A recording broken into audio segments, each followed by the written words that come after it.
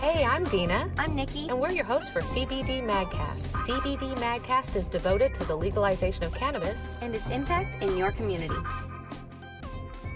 Cannabis Concierge, the expert and discreet service of cannabis procurement for the individual or retailer. These buds are for you. CBD Magcast Civics brings you Perilous Production with respect to the flower. We're here today on CBD Magcast with Steve from Fairwinds. Thank you for being here. Well, thank you. Yeah, I'm happy to be here too. Yeah, we're super excited. Thanks for giving us a little insight into some of the wellness products on the market for the cannabis industry in Washington State. Thanks again for having me. Just a little bit of background information on Fairwinds. It was first established back at the very beginning of 502 by James and Wendy Hull. Still a family-owned company. We don't have any outside investors. No one else has their hands in anything that we do. Decision-making is very easy. I would say our mission statement altogether is to bring Eastern medicine and philosophy into Western cannabis science and technology. James Hull had a background of mechanical engineering. He worked out of federal government for pretty much most of his career, and he was designing submarines, different military machinery, things that you needed a high-grade pass to work on any of those projects. And then Wendy Hull also worked for the federal government too, so they both didn't come from cannabis business whatsoever, but they both just held a passion for health and wellness. I think that was really their first insights to all this. They saw incredible benefits that cannabis can have and wanted to make some change. That's actually quite interesting because if you're a government worker, it would seem that it would not be something you would have anything to do with. You could really lose your job. It was a big deal before it was descheduled in our state. Even meeting them now, both of them are still very professional and neither of them are cannabis users. I would say that they bring an essence of hard work and diligence to the industry, to something that we need. That's a super unique point of view for this industry and awesome to hear that that's out there. They both did have a background of just general wellness and staying fit, and I think that passion is really what brought them on to trying to discover more about cannabis. Both of them were always looking for a science background, and they thought that was very important, and the fact that we need to have more research and just more information out there. There's a lot of things that we just don't know about cannabis right now, and that was one of the other things that Fairwinds try to do is we really try to drive this industry forward in the sense that there's not a lot of info out there. So what can we do to progress this through the legislation, through testing and monitoring our data, through growth, extraction, and just product development. That's really exciting. And I also am quite surprised at how Fairwinds is in almost every store. The shelf space, if you will, you are everywhere and almost everything in your line is in every store. That's quite unique, especially early on. Why don't you explain how you were able to capture such a large part of the market? In the very beginning, I think it's fair to just put out there as well that I've only been with the company for about a year and some change at this point as well. I started last June. It hasn't even been a year yet. Been with the company for about 11 months. That being said, there have been some changes since I jumped on board, and when I came on board, we were really starting to roll out, I think, some of our bigger products altogether. Flow had been on the market. We had just introduced our FECO, or fully extracted cannabis oil, and in the last year, we've introduced 11, 12 different products, so it's just been a pretty fast-paced experience on my end too, just with the constant product development. I guess when it comes to being in multiple stores and having a large presence throughout the industry, it wasn't something that we originally started with. Going forward, we really like to not just be another brand on your wall. We'll go into a store and we like to know all of the bud tenders in there. We like to develop personal relationships with everyone as well. That's very important. It's just for the amount of people that we have working in our facility, I think there's only about 25 people or so that work for Fairwinds. Wow. We have 4 people in our packaging room, and they cover pretty much the entire state. And there's only about 2 or 3 sales reps altogether as well. We do a lot of driving. A little bit more of a spread out there just for the customers. I think, it's a little bit different for a flower producer processor. At that point, I think that working with selective stores definitely gives you a competitive edge because you have something that another store doesn't provide. But the way that we look at it really is we want to be out there enough where consumer has access to the highest quality product that they can. Fairwinds has such a great product. I'm wondering if you can give us a little insight into where you source your product from or what the qualifications are for. So all of our CBD is cultivated right in-house. We're a tier 2 farm because we do edibles that's actually allowed to stretch pretty far. And because we cultivate all that CBD in-house too, it gives us complete control of how it's manufactured, how it's processed. So we run a clean room design. We have 3 flower rooms that James Hull went and actually created himself and engineered to the highest specs. Even the walls, we are put certain feet apart from one another so that the wind would bounce back and forth and have a nice cycle going out through the entire facility. We run HVAC systems throughout all of our flowering rooms as well, not just filters or charcoal filters, high-powered HVAC systems that are really scrubbing the air as it goes in. It sends out pure, clean air into the system. So that really helps us with preventing any type of mold, any type of fungi, anything else like that. We don't use any pesticides whatsoever, and that's really a big prominent standpoint for us too, just because we are providing products for people's wellness. Granted, you shouldn't be using pesticides anyway if it's something you're going to consume just in the recreational market, but we can jump into that. So altogether, our goal is to just provide one, sustainable, two, clean products for people. We also run a variety of different LEDs and HPS lighting, where we actually produce about the same yield as the tier 3 farm that's pretty close to us. We only do CBD. We partner with Double Dutch Farms that's out in Eastern Washington for our THC flower. And reason being is they do, same standards, zero pesticide used, very clean product. They're professionals at what they do. They have a background of growing regular plants as well. So yeah, they were in the horticulture industry before jumping onto cannabis. A lot of old farmer techniques. How long has Fairwinds been a company? Altogether, I think they've been about 3.5 years or so. The very start of 502 was like 2013, 2014? Since the very beginning of 502, we've been involved. I think you've already been through a package change. Okay, so we're talking 2 years. Most people don't get that until year mark 10. One of the big things that we noticed with all of our packaging was, and this falls in line with our entire philosophy for designing products too, is we are constantly listening to the industry and what customers have to say. If we put out a product that doesn't have the right detail on there, doesn't have the right information on the packaging, that's a huge problem for a wellness product. We believe that you should be able to look at a package and get the entire breakdown of what makes up that product altogether. You should know the ingredients, you should know the terpenes, the cannabinoids, you should know all of the different phytocompounds that are in there as well. It's not only important for cannabis consumers and their safety, but also progressing this industry forward, having the education behind it, changing things from a numbers game over to a value derived from the quality of the ingredients and also the quality of the actual product. I think some of the best flower I've ever smoked was 13%. And it was organic Hindu Kush. That says that. I just can't get over how fast this industry goes. Now, how do you get that information? If you're doing a package change, where do you get such information so fast? How do you know that that's accurate and what's really out there? That just comes from our sales team, to be honest. I mean, we do a lot of driving. I personally cover the peninsula all the way down to a decent portion of Olympia, Tacoma, portions of Seattle. And then, I spent some time up on Whidbey Island, all the way out to Eastern Washington too. So even though we have our own area, our own territory for the sales team, we do bounce around a lot. We think it's important that we put our face in front of the store. When we go into every store, I am constantly asking bud tenders, what can we do better? What do you hear from your consumers? How can we change something to better meet their needs? That's the most important part, and I think that's how you gain respect and a following, really. It's listening to the people that are really using your products, making sure that you're doing it right for them. So if you did this one last question real quick. If you did the package change, did you nail it? Yes, absolutely. So one of the big things you'll find in all of our packaging now, it's very concise throughout product lines. So you can see our ratio tincture and vape cartridges are pretty much comparable at this point. And what we're really trying to do is just design more systems approach for the consumer. So now all of our products will have like a nutritional supplement data going right down the side. All of our tincture droppers will have gradient lines, so you can actually measure your milligrammage or your serving and compare it directly to your supplement info. I answer all the emails that come in for the company as well, and we get an incredible amount of emails in from customers that are always asking us how to provide dosing information. And I'm sure that we'll jump into this in a little bit, but as you know, state of Washington, we legally cannot provide dosing information, considered providing a medical recommendation, as silly as that is. We have a fair amount of people reaching out to us that need this information. We decided that it was just something that we had to put on the box that was just a little bit more upfront and easy to read, while still staying compliant and within legalities of 502. That's awesome. I like that. That's super awesome.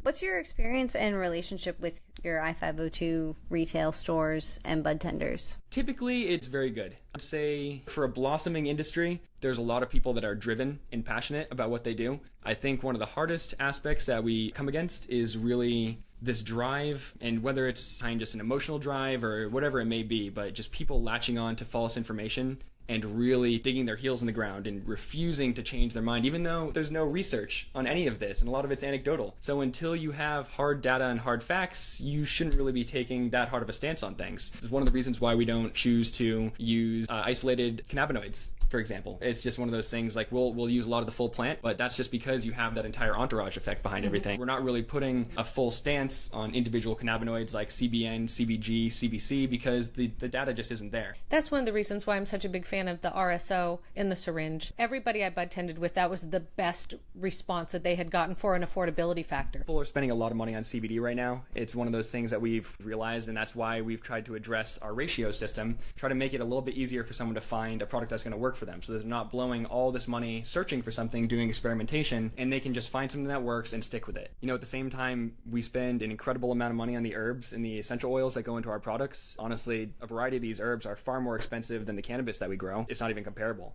We're not going to cut any corners. Whether price is a concern or not, we'll take a smaller margin. All of our tinctures just switched over to organic avocado oil for that reason. Higher absorption rates, you have all the wonderful fatty acids that go into them as well. And our tinctures didn't go up in price. A little bit more of our core principles, core philosophy. We're not going to overcharge for anything, but we are going to put out a very consistent and high quality product. Now, that being said, one of the things that our industry does need to move towards eventually is the availability of insurance. I do vendor days probably 3-4 days a week. I meet an incredible amount of people that come up to us and they say, I'd love to buy Flow, I'd love to buy your Vecco or one of your capsules, but I can go to a CVS or a Walgreens and I can get a month worth of Oxycontin for $18. And at that point, it's not even a competition. I mean, if someone is looking to use your product or cannabis in general to provide relief, they just don't really have an option to skip out on pharmaceuticals if they really are living on Social Security or any type of just support like that. It's incredibly challenging for these people. I think going forward, that's really one of the biggest things that our industry really needs is, and it's going to be one of the hardest parts too, because of just,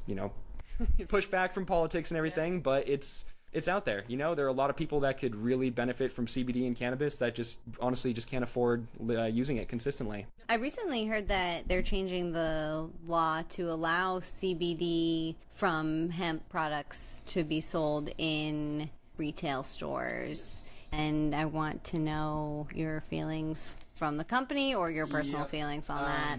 I personally feel, grow hemp. It's fantastic for the soil if you're doing it right. It's fantastic for the environment. I just made an Instagram post today about grow hemp, don't cut down trees. Right? Save your trees, save your forests, get fiber from a more sustainable plant in general. Just the amount of regulations that are surrounding hemp right now are not the same as 502. Not to say that the ones in 502 can't get better, but there really isn't anything surrounding hemp production right now. We have some hemp isolate coming over from China that is grown in soil that is high in arsenic, lead, all kinds of heavy metals. You just don't know what you're getting in your product. And I mean, when you're going to isolate and concentrate something like that, these heavy metals and these chemicals are going to be concentrated as well. Talk about a bad system when you're going to be giving someone on their last leg. A lot of these people are really looking for relief, and they've been through the entire gambit of pharmaceuticals. They've been through the entire medical system, and a lot of these people will turn to cannabis because a friend told them or they read it online. They think that this is a last help for them, and a lot of the time it really does help, but it's not helpful when you have players in the market that are doing shady business practices and just not progressing this forward. Our goal isn't to hurt anyone. That's why we're not going to use hemp. Then what do you get your CBD strains from? What are the main ones? We actually grow primarily just one strain in-house. We do grow a little bit of AC/DC here and there. Fantastic resin producer, but for the most part, the staple of our entire facility is Amrita RX. Strain originally came from, I want to say, Vancouver Island originally. Can't tell you the exact origins of the person who was the breeder for it, just in general, but I know we have a pretty strong pheno. It's about a 30-to-1 CBD, and that will cover our entire facility. Grows very... 30-to-1? Yes, yep. So it's a high producer. Wow. It's a great resin producer as well. It grows very uniform too, so that's one of the reasons why we like that one compared to AC/DC. I can't get over that you have plants that grow uniform in CBD, and I'm not aware of that strain that you have. Well, yeah, and I mean, you guys are welcome to come visit our facility anytime too, but it's one of those things where... You guys heard that. That's on. We do grow very uniform. We have just a scrog system that grows all of our clones, them veg for maybe a week or two, and then throw them into the flower room. Everything kind of stays a little bit smaller, and we just go for those big dense colas on the top. That being said, we produce enough to solely use our own CBD and not use any other type of producer processor for our flower. Honestly, up until this point, we really haven't had a lot of marketing capability behind the company. I'd say in the last year or so, we've definitely stepped things up a notch. That's really one of my main goals working with the company, is to just provide a little bit more insight into what we do. And I think even before the last year or so, we really didn't do any advertising for even Flow. It's the number one selling topical in the entire state of Washington. We didn't put any advertisements out for it, really. It was word of mouth. Everybody knew, and everybody came in. Yeah. Where is it? I need that Flow. I heard about Flow. Absolutely. You guys have a really awesome website too that has a lot of great science and information. That is kind of you to say. I think that we can do a much better job too. It's one of those things where it's been progressing. We're constantly battling the limitations of the LCB, which is really one of the hardest parts. It's just, what can we put on there that's responsible information for the consumers, but still within the limitations of Washington State. To that point, where are they getting their information to be limited to you? And where is it that they're stepping up and telling you, we don't think that's enough, if they don't know any better than you? The LCB, just in general, take their own stance on cannabis. The way that the WAC was written for advertising laws is very vague. I think they did that on purpose to create a little bit more free ability during the early years of 502 and just the early years of cannabis legalization. I think at this point, as we continue to develop and to continue to mature as an industry, it's starting to come to that point where we do need set in stone regulations on what we can talk about, because we'll put something online or we'll put an ad out, and that's really just open to interpretation by whatever LCB agent is looking at it at the time. That LCB agent determines that what we say is crossing a line, then by all means they'll submit it for a fine or anything else. A lot of these things will work on a strike system where they're incredibly detrimental to your license. So it's a hard system to work around right now. There's a lot of back and forth right now. They are listening. I think it's really just one of those things where we are a very young industry. I just wish that some of these regulations didn't come with such harsh reactions. I've said before that there's cannabis questions where the law is just simply not written yet to answer them because it hasn't been asked to the right person. It's kind of sad, but we've confronted some of these issues before where we've asked to see where that is said in the law, and they haven't been able to show us. We've had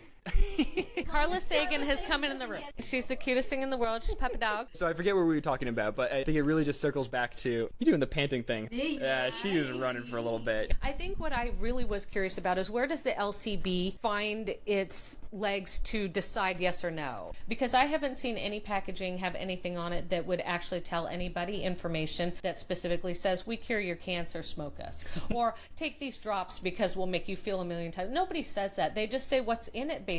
For example, when we were designing our new vape cartridges, we use a variety of different aromatherapy essential oils that are going to be paired next to them, different monosesquiterpene chains, a lot of which are found in cannabis. But one of the things that we had in our packaging said therapeutic grade essential oils. That's because that's what they're called. If you go to doterra.com, youngliving.com, that is literally the name of the essential oil. Yes. But we had to take off the therapeutic grade part because it was deemed non-compliant. Just an example. That's, yeah.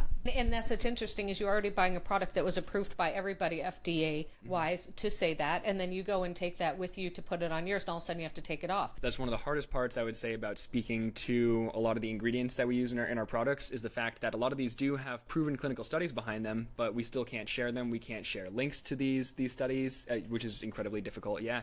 We can't share posts that other people have made about these studies or just about the ingredient in general, just because this is all deemed as providing medical information. I think really it comes down to the product itself. You just can't have any type of information linking to it that it will have a medical benefit. So that's really one of the hardest parts.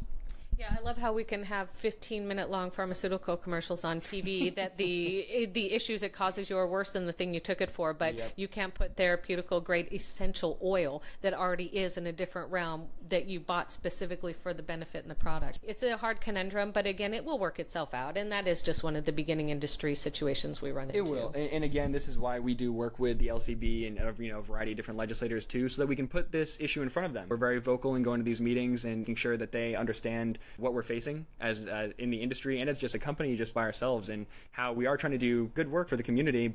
I don't know. Just the way that things are set up. We need some help. So you need some help. Yeah. Has Fairwinds posed any particular regulations or rules they would like to see in place? I mean, there's a variety of things that I could jump down this rabbit hole on. The first thing that really comes to mind, just because I work a lot with the marketing and the advertising of the company, really just comes down to what we can and can't say. We have 10 different capsule lines. First, the LCB wanted us to just put indica or sativa on them to differentiate between all of them. If you walked into a pharmacy and went and talked to the pharmacist and just said, oh, hey, I have this, and this problem, what can you do me? And they were like, oh, AM or PM as a response. That wouldn't be a response ever in any other business. And it's not a responsible response. It's not. No, it's completely irresponsible. Yeah. Exactly. And that's one of the big things that we're pushing for is the fact that we are just trying to do the consumer some good and give them the information that they need to stay safe, healthy, and just aware of what they're putting into their body. And that's the exact whole point of what the LCB is trying to be strict about, is so people can be safe, know what goes into their body, and yet they're restricting you from being able to give that true information out because they don't know enough themselves. If we were going to have this system set up, and this medical part is why I didn't actually vote for this particular legalization that did pass, specifically because I was so tied in on that medical community from having saved me. But I just can't see how you could be a board that can sit there and try to make decisions about things you don't know anything about without having an expert on that board to help you navigate that to be responsible. So I really am looking forward to the day when they get the ego out of the way and understand that this is a very important position to fulfill, and to have somebody who is bipartisan to the politics of it all and is just devoted to the information and the science behind it, so that we can say, yes, this is legal science, no, this isn't, and make those determinations to say we'll go as far as allowing this to be said and correlate it to a study so that you can link it. That would be the biggest thing, I think, is the largest shame, don't you, that they can't even link to studies that are out there and say this is what's going to push things along. Well, and then to further that too, I think that there should just be more research just across the board as well. I mean, like, really open up the gates, allow Washington State, the universities to start testing. And I mean, people are going to continue to use cannabis. The floodgates are open. There's no preventing that at this point. Why not at least know what the side effects are going to be, if any, or just what this is going to do to your body down the road? I mean, we don't want to come to a conclusion 10 years from now that, a lot of this hype from the industry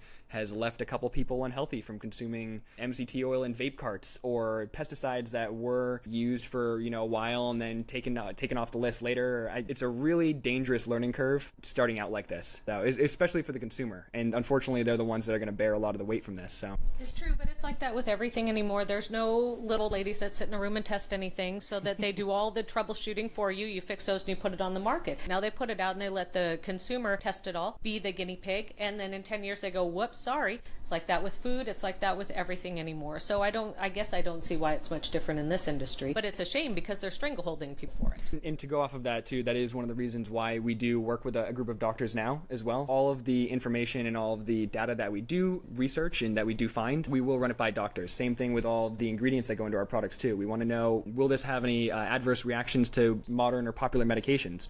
There's a lot of products on the market right now that have St. John's wort in it. That will have an incredible adverse reaction to a woman taking birth control. You don't want to have an accidental baby just because you used a capsule or a tincture that you thought was going to have high CBD effect. Yeah, that's very interesting. You can't tell people that because Exactly. it's against, which is the whole point of what the liquor board is setting these laws up. It just drives me nuts. That's exactly it, is the lack of transparency and available information, because it potentially being a medical record.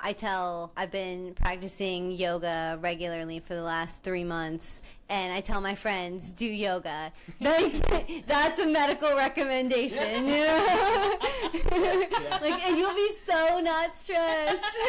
I mean, and honestly, we can't even recommend that someone were to go to even look this up on their own, too. We have to kindly advise that they continue their research. Yeah. Do you think it's interesting to note, though, too, I'm not sure how much trouble someone like yourself at Fairwinds would get in, but somebody who has a medical consultant's license, so you do. Yeah. If you are outside of a retail store, it's my understanding of the law that you can't give medical consulting in any way outside of the retail store, even if you have that license. So you do that, and that is technically at least a misdemeanor. Sure. Well, aside from the legalities too, which are absurd, it's really the entire medical consultant system is pretty absurd as well. Sure. The state did a halfway decent job of setting up this little class for people to take and get this little diploma degree. It really just scratches the surface of what's out there. Although all of these studies are backed by the Department of Health, like they. I actually won't even go into that because LCB won't let me. But a lot of the things that are backed by the Department of Health, you can't even talk about it as a medical consultant because of LCB regulation. Right. And I wonder if that's because it's not federally legal. So if it becomes federally legal, now all this federal information can come out to the rest of us. Ooh, maybe that's the one odd technicality of it and we just don't know. That I'm not sure. I think it just has to do with the WAC and just how it was written. Because, Department of Health through Washington is still a state organization. In general, the rules that they write for cannabis law or just cannabis studies they write. That being said, I still can't talk about any of the studies that they have. I just think, and that's what we're here for. We're actually very excited to be here to be the opportunity to offer the study, because if you can't do it, and we know that there are things that work, and we have testimonials, and we have science, and they're coming out of other states, then we'll put it forward. We'd be glad to be able to say, you know what, this science is creating these results, and this science is in this product. And that's legit. I would say one of the hardest parts about this job personally is really meeting all the people that do have a positive life change, pretty much. Their lives change, a lot of these people. And you see that. The hardest part is you can't share the information with them. We see people, I won't even get into that. Yeah. And that's it. And I'm glad that you're aware of it, and I'm glad that you're being very structured for your company so as to not get them in trouble, because we don't want anybody to be in trouble. We want them to push the science. We want them to have the money, the influence, the capability, the inroad to be able to do these studies as we grow in the industry. It's going to take some time. Honestly, this is all a medical community that really pushed all of this forward. So there are very few people out there that I've even met that are just in it for business or money. There's such compassion and passion in it for the health benefit of it and the medical aspect of it, that I think that's going to be a big part of what really does get pushed forward in the legislature. That's a great point. I think back, I had a conversation with one of the managers over at Avahart. I think he's one of the directors for the company, and he had said, I believe everyone is a medical patient or a medical user when it first comes to cannabis, when they first try this. Whether it makes you happier, whether it helps you feel better in life, that's a medical reason. I think just people maybe are scared of a stigma, scared of what it could potentially, just how it could benefit them. They don't really want to confront that maybe. And you're from Massachusetts, right, Nikki? Yeah, so the two of us both came from New England. I mean, we have so many people out there and just across the entire country that could benefit from this. We have people that send us emails from all around the country asking if we provide in different areas, and unfortunately we have to tell them that no, we can't. It's something that you have to either live in Washington State or at least be here to consume this product. What is the vision for Fairwinds for like the future of cannabis? We would love to be country and worldwide eventually. It's one of those things, just depending on the legalities behind cannabis, how fast this movement can really progress, which I think we have a little bit of a domino effect happening right now. If the government were to push back at this point, there are so many people that have found this to be a useful part of their life. It would be chaos. You would have people just screaming for their rights, which it is. It's their right to be able to use this, and it's their right to be able to heal their body in the way that they find that works best. So your question, I think we would really like to be the leader of wellness cannabis throughout the United States and the world. Yeah, hopefully we'll see that day. I think it's going to be upon us before we know it. What's weird about this industry, as we'll continue to mention, it moves so fast. Things are changing so fast. You've been at Fairwinds for a year, and I've known you about that long, and I feel like I've known you for longer than that because I feel like we've been in this industry for longer than that, you know? And so I think that I feel that way about almost everybody that I know in this industry, that we've been pals for a long time. Well, you know, I think the cool part is we all share this passion and this love about one thing. It's one of those things, same thing when you're on a sports team or I used to work in kitchens a lot, and it was always pushing through that shift, through that fire to make it to the other end so you can have a beer with your friends at the end of the day. I think right now we are all trying to make a hell of a push to get through these first couple stages in the industry so that we can look back at this in 10, 15 years, hopefully it won't take that long,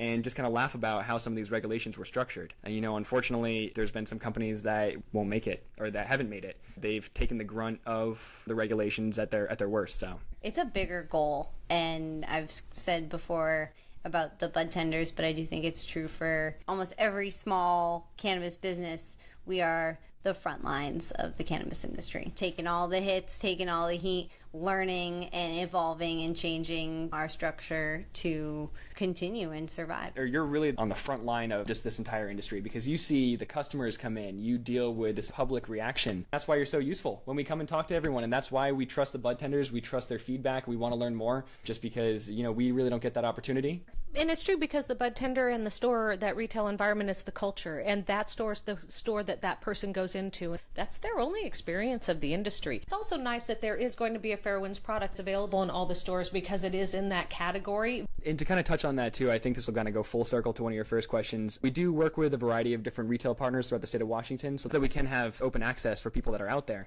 That being said, we don't just send menus to people and just fulfill orders. We take a lot of time out of our schedules to go and actually visit the store before we even work with them.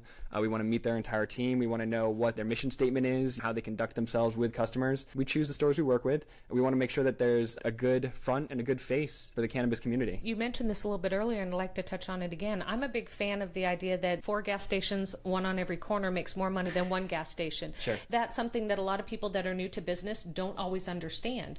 I think it's by a case-by-case basis at that point, really, just because it comes down to the location. For example, out in Pullman, there's, I think, 4 or 5 shops that are literally right next to each other. And that town, has what, maybe an eighth of the population of Tacoma, even.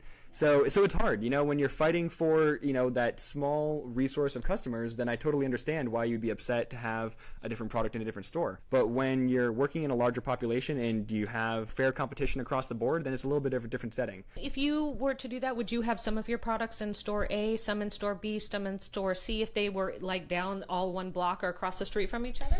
I think at that point, what we typically do is we choose the store that we believe is representing the cannabis industry the best, and we will work with them. For example, we tend to work with stores that just have a little bit more of a better image behind them. So when our customers come in, who are mostly older folks, just in general, I think our largest base of customers are between 45 to like 75, I would say. We want them to have the right experience coming to cannabis. A lot of these people are coming back to the cannabis industry from having either never used it before or used it maybe 20 years ago, down to people that use it on the daily basis. So it's a huge variety of people and different backgrounds. But really our main goal is to just have that best image possible in front of the customer, so that when they leave the store, they feel like not only did they leave with the best product in their hands for their personal benefit, but also they had the best experience. They got something out of the interaction. They learned something from their bud tender, and they weren't told something false about cannabis in general, or just have a really poor experience, just told that, everything tastes the same and it all does the same thing to you. That's not what we're about. How often do you spend time training, or how much training access do you get to the individual bud tender versus having to leave information behind?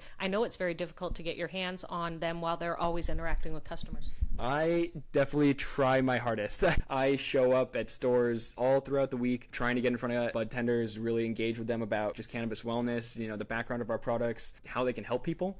I'd say we face two issues here. First is just a financial one. Really, it's hard to set aside the time for stores to really allocate that training time. Even though people have this idea that cannabis businesses are raking the money in, we still pay, 40% taxes in Washington State. So at the end of the day, a lot of these stores are really struggling. They don't have the money on their payroll to set aside to have even an hour of educational time. We're very fortunate for the partners that we do have that can dedicate that resource to just learning more about our product, learning how to better suit their customers and progress this forward. But there are a lot of stores that just don't have the ability to. The second, which is really less on the financial side, more on the downer, because when I came into this industry, I was very excited to help people. 30 people or even 10 people on your staff and you have one bad lemon, then it's hard to get around that person. We don't actually own the retail store, so we don't have a say in that. Totally. It's the spectrum too, and just like we've said, your primary consumers of Fairwinds products are between 45 and 75, so it's just a different style. And every store, as I'm sure you've noticed, they hire a breadth of personalities. It's hard because it's illegal for me to say. Well, if it wasn't you, and you heard this from somebody else, what would the story be? It could be your friend's story. Was it John? Tell us about your friend. There's an incredible amount of stories that we get from people, and really coming into this industry. My background, just in general, I graduated with a degree in marketing, sustainability, and small business management, and I'd always worked in my dad's liquor stores. I owned a couple of liquor stores in Massachusetts. Since I was 18, I was behind the counter helping him out. It's just a family business, and I found people always make this comparison, open up some cannabis shops, we got liquor stores, why not? It's the same thing as booze, right? Mm-hmm. But I never, in my, 3-4 years working behind that counter, not too long, but still, I never had anyone come in and ask me how to use a 6-pack to cure cancer. And not to cut you off, but I always say, and Nikki will be tired of hearing me say this real soon, but I always say people consume cannabis to enhance their lives, and they drink to forget it. Yes, absolutely. I definitely agree. Yep. No, I can't even say it better. Yeah. So you don't really have a story you can share, or even if it isn't your favorite, would you like to share one that you would like to leave folks with? I guess my own personal story from cannabis kind of comes from a standpoint of using it for a better outlook on life. In high school, went through a series of different depression and anxiety across the board. I think a lot of people my age have gone through something like that. Maybe this whole impending doom situation we're in.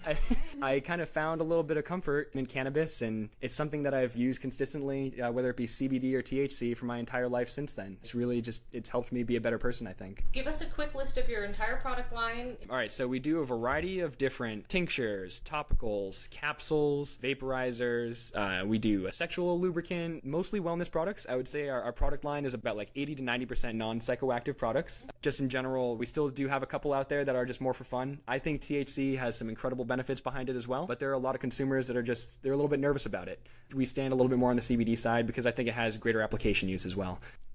All right. Well, thank you so much for being with us. Yeah, thank you guys. Had the best interview. You gave us so much great information. Just you describing your job, I'm exhausted. So you do an awful lot. And we are grateful that you took some of the time out of your family time to spend with us today on CBD Magcast. Yeah, well, thank you very much. And to touch on that too, I think we all wear multiple hats in this industry. I mean, you ladies are obviously working day jobs and you're progressing the industry forward as well. And then you have your spare time that you continue to dedicate to cannabis. So it's very admirable, and I appreciate you having us on for your first episode. So yeah, thank you.